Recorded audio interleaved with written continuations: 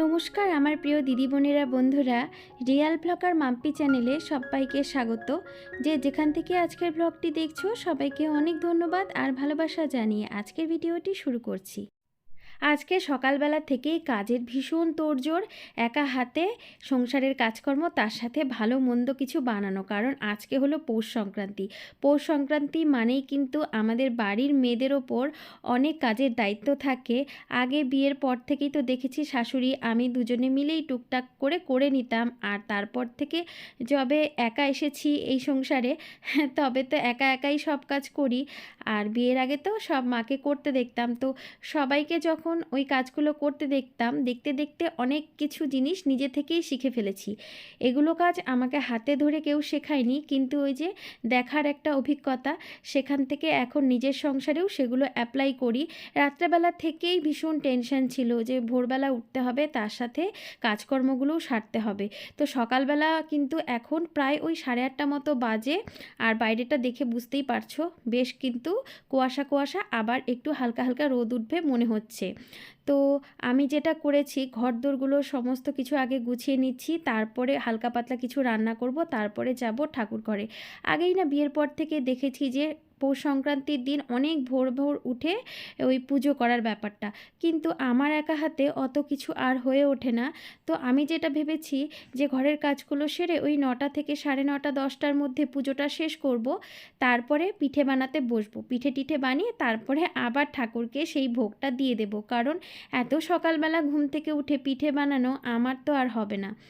কারণ বুঝতেই পারো, সংসারে যখন একা একা সব কাজ করতে হয় তখন চাপটাই আলাদা থাকে, তার মধ্যে আবার বাচ্চার দেখাশোনা, সব কিছু মিলে আর কতটাই বা করা যায় না, শরীরেও তো একটা ব্যাপার থাকে। আর এই ঘরটা একটু ভালো করে গুছিয়ে নিচ্ছি, কারণ আমি এই যে পিঠে পুলিগুলো বানাবো এই রুমটার মধ্যে। আমার ঠাকুর ঘরটা তো তোমরা দেখেইছো, খুবই ছোট। সেখানে যে আলাদা করে একটা গ্যাসের ওভেন বসিয়ে ওই পিঠে বানাতে বসবো সেই জায়গাটা তো নেই।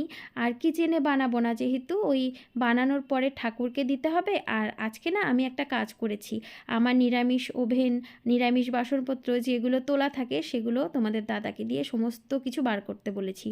তো বার করে দিয়েছে, যার জন্য ভাবলাম ওই নিরামিষ বাসনগুলো আবার আর কিচেনে নিয়ে যাব, তার থেকে ভালো যে এই রুমের মধ্যে বসে বসে পিঠেগুলো বানানো যাবে। তো এদিকে ঘরদোরগুলো এই যে সুন্দর করে গুছিয়ে নিচ্ছি। আমার আবার যেই কাজ করি না কেন, সকালবেলা যদি ঘরদোর ভালো করে গোছানো না হয়, তার সাথে ভালো করে ঘরটা ঝাড় দিয়ে ঘর মোছা, তাহলে মনটা কিছুতেই শান্তি লাগে না। মানে চারদিক পরিষ্কার পরিচ্ছন্ন ঝকঝকে থাকবে, তো তাতে আমার শান্তি। আর আমি নিজে কতটা ক্লান্ত হচ্ছি, পরিশ্রম করছি, সেটা পরের ব্যাপার। আগে আমার নিজের কাজগুলো, হাতের কাজগুলো সারতে হবে। তো এদিকে দেখো এই যে ব্যাগের মধ্যে জামা কাপড়গুলো, এগুলো নিয়ে গিয়েছিলাম বাড়িতে। বেশ অনেকগুলো জামা কাপড় ধোয়া কাচা হয়েছে, কয়েকটা রয়ে গিয়েছিল, আর বাদবাকি কিছু জামা কাপড় আমার ঘরেই ছিল, সেগুলো একটু ধোয়া কাচা করতে হবে। আর ধোয়া কাচা বলতে হাতে ধোবো না, ওই মেশিনে দিয়ে দেবো। তোমরা সবাই বলছিলে হোম ট্যুরটা দিতে, তো ভাবছি নেক্সট ভিডিওতে আমি হোম ট্যুরটাই শেয়ার করব তোমাদের সাথে। আসলে তোমরা তো জানোই যে আমি বাবার বাড়ি গিয়েছিলাম, তো সেখান থেকে ফেরার পরে এই তো ঘরের কাজকর্ম, গোছ কাজ সমস্ত কিছু করতে করতেই আমার হাতে সময় চলে গিয়েছিল। তার মধ্যে আবার পৌষ সংক্রান্তির আয়োজন, সব কিছু নিয়ে ভীষণ ব্যস্ত। তো এই ব্যস্ততাটা শেষ হয়ে গেলেই আমার তেমন আর কাজের চাপ থাকবে না, তখন আমি আমার হোম ট্যুরটা তোমাদের সাথে শেয়ার করব, আর কোনটা কিভাবে গুছিয়ে রেখেছি সেগুলোও তোমরা দেখতে পারবে। তো এদিকে দেখো আমার কিন্তু স্নান টান সমস্ত কিছু শেষ হয়ে গেছে, আর এদিকে পিঠে বানাতে বসিয়ে পড়েছি। আর 2 কিলোর মতো আমি এদিকে চালের গুঁড়ো বাজার থেকে কিনে এনেছিলাম। এগুলো ভালো করে আগে চেলে নিয়েছি, আর এই যে এই ঘরের মধ্যে মেঝেতে বসেছি পিঠে বানাতে। আর তোমরা না অনেকেই আমাকে বলেছিলে যে আমার মোবাইলের ক্যামেরাটা হয়তো একটু খারাপ বা ভালো না, কেন ঘোলা ঘোলা ছবি আসে। আসলে এই যে একটু ঘোলা ঘোলা মনে হচ্ছে, এটা মোবাইলের ক্যামেরার সমস্যা না, আর আমি মোবাইল দিয়ে খুব একটা ব্লগ বানাই না, আমি ক্যামেরা দিয়েই বানাই। এটা হলো আমি ঘরে ওই যে পুজো করার পরে যে ধুনো দেই, ধুনো দেওয়ার পরে ঘরটা পুরো ধুনো হয়ে থাকে, মানে ধোয়া ধোয়া হয়ে থাকে, তো তখন যদি ভিডিও করি এরকম একটু ধোয়া ধোয়া মনে হয়। আসলে এটা ক্যামেরার সমস্যা না, ওই ঘরের ভেতরে প্রচুর ধোয়া থাকে, তো তাতেই মনে হয় যে ক্যামেরাটা ঘোলা। এদিকে দেখো পিঠে পুলির আয়োজন করতে বসে পড়েছি। এখানে বানাবো পাটিসাপটা। পাটিসাপটা বানানোর জন্য এখানে ওই 1 বাটির মতো আমি দিয়েছি চালের গুঁড়ো, 1 বাটির মতো দিয়েছি ময়দা, আর হাফ বাটির থেকে একটু কম দিয়েছি সুজি। ময়দা, সুজি, চালের গুঁড়ো 3টে মিলিয়ে বানালে না পাটিসাপটাগুলো অতটা শক্তও হয় না, আবার একদম নরমও হয় না, বেশ ভালো লাগে খেতে।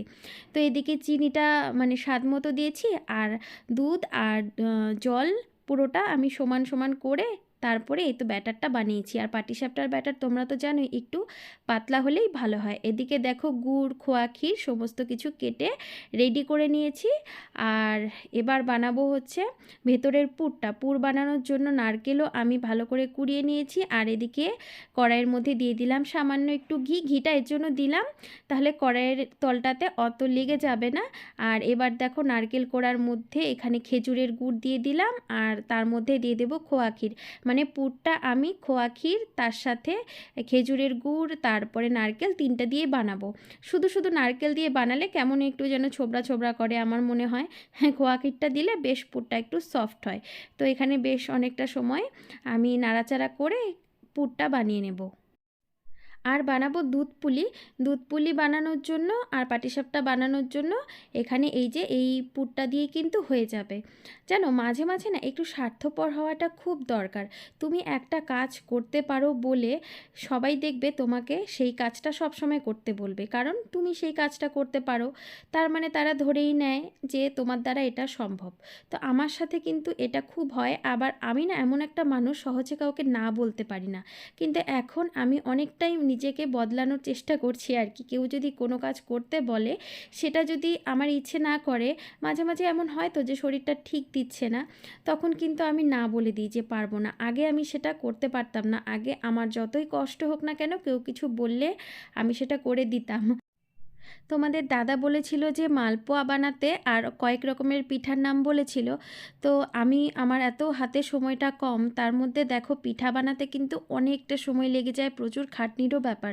আর এবার আমি অনেকটা বেশি করেই পিঠাটা বানাচ্ছি, কারণ আমি আবার আমার বাড়িতেও মাকে একটু পিঠা পাঠাবো, তার সাথে ওই আমার আশেপাশের কিছু খুব কাছের মানুষ আছে তাদেরকেও দেব। তার জন্য ভাবলাম যে অত রকমের আইটেম আমি একা করতে পারবো না, তো যতটুকু নিজে করতে পারি ততটুকুই করি, কারণ শরীরেরও ব্যাপার আছে। এই পিঠা বানাতে বসে জানো তো সেই দুপুর থেকে সন্ধে গড়িয়ে একদম রাত হয়ে গিয়েছিল। আর একা একা সমস্ত কিছু জোগাড় করা, এগুলোও তো একটা চাপের ব্যাপার, তাই না?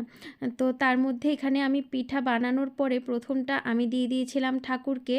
ঠাকুরকে ভোগটা লাগানোর পরে তারপর এখানে আবার চলে এসেছি পরের পিঠাগুলো বানানোর জন্য। তো আমার পাটিসাপটা একদিকে বানানো হচ্ছে, অন্যদিকে আমি দুধ পুলির জন্য এখানে দেখো জলটা গরম করে নিয়েছিলাম। এবার এখানে এই যে চালের গুঁড়োটা কিন্তু ভালো করে চেলে নিয়েছিলাম, দিয়ে দিয়েছি। এখন এই তো চালের গুঁড়োটা সেদ্ধ করার পরে তারপরে এটা একটু ঠান্ডা করে এই যে হাতে খুব ভালো করে মেখে নিলাম ডোটা যতক্ষণ একদম আটার মতো উঠে আসবে ততক্ষণ মাখতে হবে। মানে হাতে যদি চিটকে ধরে তাহলে কিন্তু হবে না। তো এদিকে দেখো একটু বাটির মতো করে নিয়ে এখানে পুরটা ভরে দিলাম। তো এবার একটু শেপ দিয়ে নেব, তাহলেই কিন্তু আমার দুধ পুলিগুলো আর কি রেডি হয়ে যাবে। আর তার সাথে একটুখানি আমি আবার ছোট ছোট করে চষির মতনও বানিয়ে নিয়েছিলাম দুধ পুলির মধ্যে দেওয়ার জন্য, তাহলে বেশ খেতে ভালো লাগে। আসলে হাতে বললাম না একদম অত সময় থাকে না যে বিভিন্ন রকমের আইটেম করব, যার জন্য ভাবলাম ওই চষিটা দুধ পুলির মধ্যেই দিয়ে দেবো, একসাথে দুটো কাজ হয়ে যাবে। আমার কপালটা একটু খারাপই বলতে পারো, কারণ আমার শ্বশুরবাড়ির তরফ থেকে আমাকে কোনোদিনই পিঠে পুলি বানিয়ে পাঠানো হয় না, বা ওনারা আর কি তেমন একটা এসব ব্যাপারে মাথা ঘামান না। আর মা মাঝে মাঝে একটু দেয়, কিন্তু এবার আর মা বানায়নি, কারণ তোমরা জানোই আমার দাদু এবছর আমাদের ছেড়ে চলে গিয়েছে, তো মার মনটা তো তেমন ভালো না। তো যার জন্য এবার আমি একটু বেশি করে বানাচ্ছি মায়ের জন্য পাঠাবো বলে, প্রত্যেকবার তো মা দেয়। তো এই যে দেখো আমার পিঠেগুলো বানানো হয়ে গেছে, আর এটা কিন্তু অনেকটা পরে তোমাদের সাথে শেয়ার করছি। বেশ গ্রেভিটা ঘন হয়ে গেছে, আর আমি কিন্তু ওই পুলি পিঠের মধ্যে খেজুরের গুড় দিয়েছিলাম। আর এদিকে পাটিসাপটা বেশ অনেকগুলোই বানানো হয়েছিল সবাইকে দেওয়ার মতো, আর তার সাথে দুধ পুলি। তো এটা ছিল আমার আজকের পিঠে পুলির আয়োজন। যদি ভিডিওটা ভালো লেগে থাকে প্লিজ তোমরা একটা লাইক করে দিও। তোমাদের একটা লাইক পরবর্তীকালে ব্লগ বানাতে আমাকে অনেক বেশি মোটিভেট করে। আর তোমাদের যদি মনে হয় ইউটিউবে আমার চ্যানেলটা থাক বা ইউটিউবে আমি একটুখানি এগিয়ে যাই, তাহলে আমার চ্যানেলটা কিন্তু তোমরা চাইলে সাবস্ক্রাইবও করতে পারো। তো এই যে দেখো, এখানে কিন্তু যখন ঠান্ডা হয়ে গিয়েছিল না, গ্রেভিটা বেশ অনেকটা ঘন হয়ে গিয়েছিল আর খেতে কিন্তু বেশ ভালো হয়েছিল। কারণ দেখবে খেজুরের গুড় দেওয়ার পরে এই যে দুধ পুলির যে টেস্টটা থাকে না, ভীষণ ভালো লাগে খেতে। তো এই তো দু রকমের পিঠেই বানিয়েছিলাম। সত্যি কথা বলতে তো অন্যান্যবার অনেক রকমের পিঠে করা হয়, এবার আর তেমন শরীরটা সাথ দিচ্ছিল না। তো চলো আজকের ভিডিওটা এখানেই শেষ করছি। সবাই খুব ভালো থেকো।